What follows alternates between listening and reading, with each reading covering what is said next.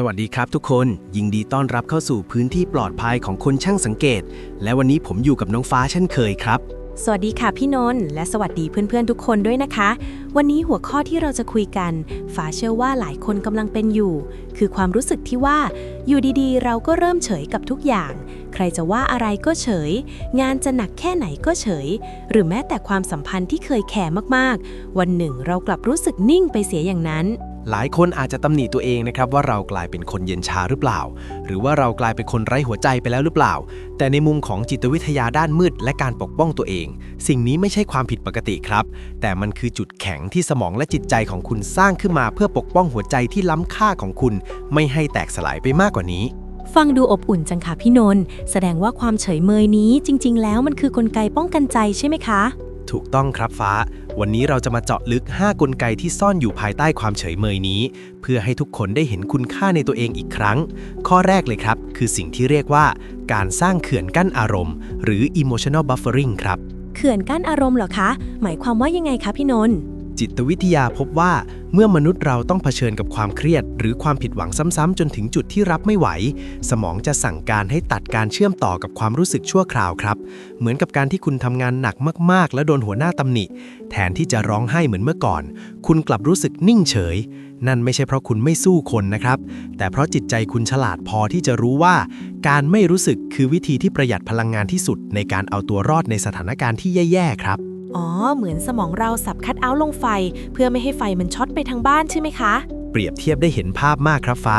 ความเฉยเมยในข้อนี้จึงเป็นเครื่องพิสูจน์ว่าคุณเป็นคนที่อดทนมามากพอแล้วและตอนนี้ใจของคุณกำลังกางเกราะป้องกันเพื่อพักฟื้นนั่นเองครับมาถึงข้อที่2กันบ้างค่ะพี่นนท์ฟ้าเห็นหลายคนเริ่มเฉยกับดราม่ารอบตัวหรือเรื่องไร้สาระในโซเชียลสิ่งนี้เป็นกลไกยังไงคะข้อนี้เรียกว่าการเลือกจุดโฟกัสใหม่ครับงานวิจัยชี้ให้เห็นว่าเมื่อเราเติบโตขึ้นและผ่านโลกมาในระดับหนึ่งจิตใต้สำนึกจะเริ่มคัดกรองว่าอะไรควรค่าแก่การให้ค่าความรู้สึก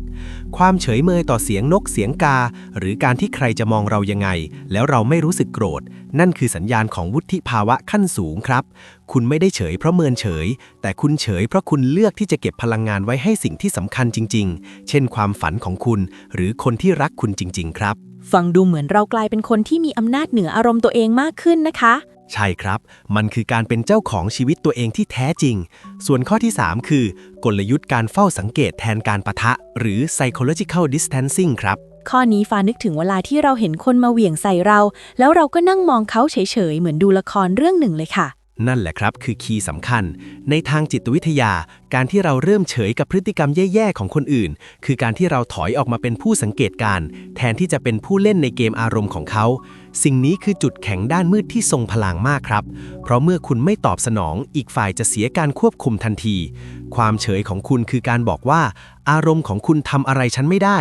มันแสดงถึงพลังอำนาจภายในที่คุณมีเหนือคนอื่นครับโหเป็นความนิ่งที่สยบความเคลื่อนไหวจริงๆค่ะแล้วข้อที่4ล่ะคะพี่นนท์ข้อที่4คือช่วงการรีบูตระบบภายในหรือที่เรียกว่า The Cocoon Phase ครับเหมือนดักแด้ที่อยู่นิ่งๆในรังมักจะถูกมองว่าไม่มีชีวิตชีวาแต่ข้างในนั้นกำลังมีการเปลี่ยนแปลงที่ยิ่งใหญ่ครับ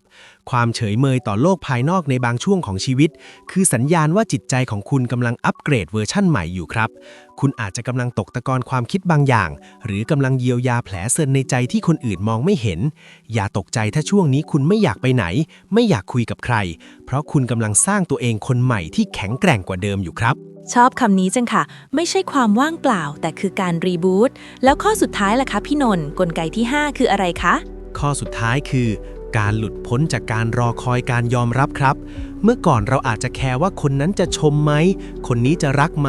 จนใจเราเหนื่อยแต่พอวันหนึ่งที่คุณเริ่มเฉยๆว่าใครจะคิดยังไง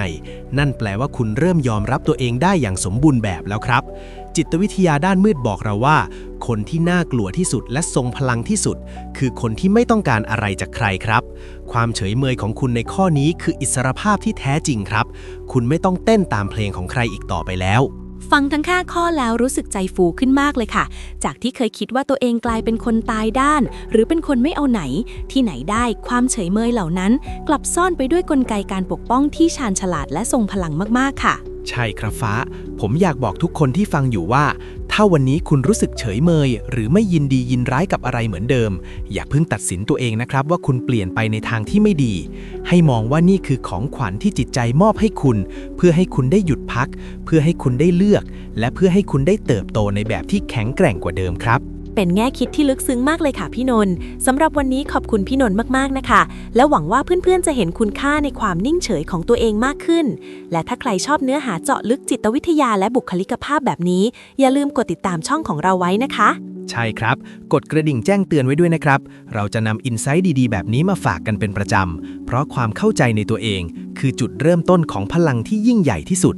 แล้วพบกันใหม่ในตอนหน้าสำหรับวันนี้สวัสดีครับสวัสดีค่ะ